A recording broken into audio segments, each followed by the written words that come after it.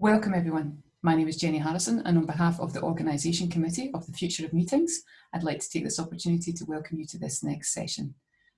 In this session, we will have a presentation from Professor Bruce Thomas, who is the current Director of IVE, the Australian Research Centre for Interactive and Virtual Environments at the University of South Australia. Bruce is currently a CSIRO Adjunct Science Fellow, Senior Member of ACM, the Senior Member of the IEEE, and a Visiting Professor at Keele University. His current research interests include wearable computers, user interfaces, augmented reality, virtual reality, visualization, CSCW, tabletop, display interfaces, and the use of cognitive psychology in virtual environment research.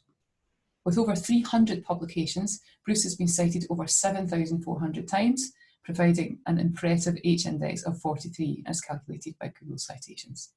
His experience includes working at the School of Information Technology and Mathematical Sciences at the University of South Australia since 1990, although he's also run his own computer consultancy company. He was a computer scientist at the National Institute of Standards and Technology and a software engineer at the Computer Sciences Corporation, as well as the General Electric Company. Welcome, Bruce. Hello. I'm Professor Bruce Thomas from the University of South Australia. I'm also the director of the Australian Research Centre for Interactive and Virtual Environments. And I'm happy to talk about the future of meetings with you. In particular, I would like to talk about the future of using virtual environments such as augmented reality and virtuality for meetings. So in today's video conferencing, we are using this a lot because of obviously what's going on. This is a common scene for a large meeting. So what are the kind of pros and cons of this particular use of meeting? We've used it a lot. Some excellent features about it is it works on many computing devices. It works on your desktop, works on your phone, on tablets. So it's widely available to a large number of people. And it's also integrated into what your normal workflow is. It's integrated with your calendar. It's integrated with mail. You can share screens. In fact, I'm using one of these to record today, and it supports large groups. I've heard of meetings up to 500 people using this. We commonly use it, and we have meetings of almost 200 people. So what's the problem with these? Well, with these, it's difficult. It doesn't feel like a meeting. So when I'm in these, it's, if it's one-on-one, it sort of kind of feels like I'm chatting with somebody, but when it scales up to more than that, you lose the social presence, you lose the feeling that you're all in the same room. And one of the things that's a key to this is it's eye contact, because while you're looking at the screen, you're not looking at the camera, and if you're not looking at the camera, then you're not making eye contact, and this can be a particular problem. So social presence, which is I think what we really would like to enhance with this is to read the definition of it. Social presence refers to the degree to which one perceives the presence of participants in the communication. So we want to feel like we're in the same room. Okay. So what I'd like to do is look at some previous research that was done in this area and talk about what's good and bad about it and how this could point to the future. So one of the most famous pieces of work in this is out of the University of North Carolina. It's the Office of the Future. And so on the left side there is when they're in communication with the different rooms, and then on the right is what the office would look like when the technology is not in place. So as you can see, this is actually a rendering of Henry Fuchs, and he's in his office, and he can use it like a normal office. Now, a couple of the walls are taken over with screens. Now, on the left, this is when it's in a full mode, and so it's connecting two other rooms. So there's one that's faced sort of in the direction that Henry's looking, and then there's another room that's off to his right. And so the idea is that you feel like you're in a room that has, is somewhat connected to other rooms. You can look people in the eye. You can share digital artifacts. So it becomes a space where you can, easily collaborate with your friends and colleagues. So the kind of the features of this is a real positive. This technology is away from the user. They're not physically touching the technology, and so they're unencumbered by it. And this is a real positive feature of it. And because of that, I feel like it's easy to use. When you turn it on, it works. And now there might be some subtleties about this, which, but for the broad use of it, I think it would be very easy to use, and it feels natural because you're not interacting with the technology, you're interacting with the people. So some of the limitations of this is the people that they're interacting with, and one of the people on the other side is actually Fred Brooks in the drawing, is they feel like they're behind a wall or a window. So you don't feel like they're in the same room. They feel in the next room that you have a window between the rooms, and so that's a little bit artificial. So this idea that they're not in the same office, I think it doesn't really achieve the social presence that I would like to have in the technology. And you can't pass physical objects around. You're stuck in each room, as it were. Okay.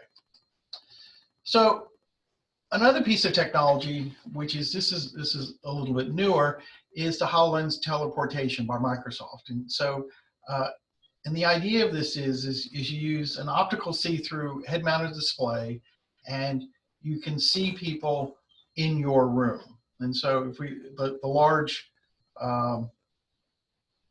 image in the center of the display here, it is showing one person speaking to a remote person.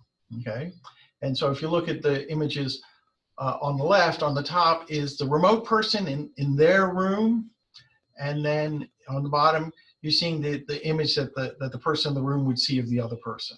So this allows to bring another person into your room. Now they're not in the same rooms, obviously. So with this, there's some real positives about this. So you feel like the person's in your room, okay? And because of the nature of the HoloLens, there's scanning technology that will make rough 3D maps of the two rooms, and then you can start making some sense of the two rooms. And it's easy to use. You put it on, turn it on. Once you're connected, you just communicate in normal. Okay, some of the disadvantages of this, you have to wear the head-mounted display. And so that brings along, just the technology and the burden of having the technology, but it hides the user's face. And so the problem with this is then we're not getting the eye contact again because you're wearing a pair of sunglasses, and so there's a disconnect there. And so, this is a limitation at the moment. And the people are transparent, so they don't look solid. Okay, so there's some visual artifacts here. Okay, so I'm about to talk about a little bit what I would consider more kind of science fiction. This is, I'm not saying we can build this, but this is kind of my vision of the future. So these are two offices. So the office on the left is my office, and I'm talking to one of my colleagues, Dino, and on the right is Dino's office, and so we're both in the same meeting, and we both feel like we're in each other's office. So we're not wearing technology, or we don't appear to be wearing technology. We're looking at each other in the eye. We're handing over pieces of paper. We're pointing to artifacts. We're making normal gestures. And we can use the technology within our room. So it's not turned on now, but the monitor in my room would be connected with the monitor in Dino's room, and then we could then point at things. This is the way I'm having showing these meetings is how Dino and I collaborate now, and I want to do that in the future, whether Dino's in the next office or he's in the next state or in another country. This is my vision. I know we'll talk a little bit about some of the technology challenges to do this, but this is what I see as the future of of meetings. And this is what I see the future that virtual environments can achieve for us. So why do I like this? So what is it about this vision that excites me? Well, one is I feel like I'm in my office. I'm a lazy person. I like my office. It's comfortable. And so I collaborate with people all over the world. But what I would like to do is have them sit in my office and I am simultaneously sitting in their office. So this has an extremely high social presence because we feel like, I mean, it's as high as it gets. We feel like we're in each other's office. Don't have to travel, which is always good. But one of the things to make this work, it has to use the current technology in my office, because one of the key things with VTC technology now is it integrates, so I can show my, so we can collaborate on Google Docs, and we can, which is a common way I work with people now, is because we can co-write things, co-collaborate on things, and then simultaneously write. So we want to take advantage of all that great technology that's already here. One of these more science fiction things, we can share physical artifacts when we're in the same room. This is great, okay? We can point at things. And the whole idea of gestures and the whole idea of human body language is being lost in some of these technologies. And at the end of the day, I can look at members in the meeting and look them in the eye, and I can get body language and facial cues to better understand if the meeting is successful, if my ideas are coming across, or it's just natural. This is what we want. So obviously, there's a large number of research problems that have to be tackled to make this work. So scanning technologies, you have to have very fast, very accurate scanning technologies that allow you to recreate both of those offices, okay? And the people, okay? We kind of can do this now, but we use a lot of scanning technology in our research, and it is really not up to scratch now to do this. The display technology, which is a difficult problem in this, is can't cover the face. You might wear something, but it'd have to be comfortable, but you have to be able to see each other's eyes and all your facial expressions. Not sure how you do whether you use projectors or head-mounted displays or contact lenses. Not sure how this is solved.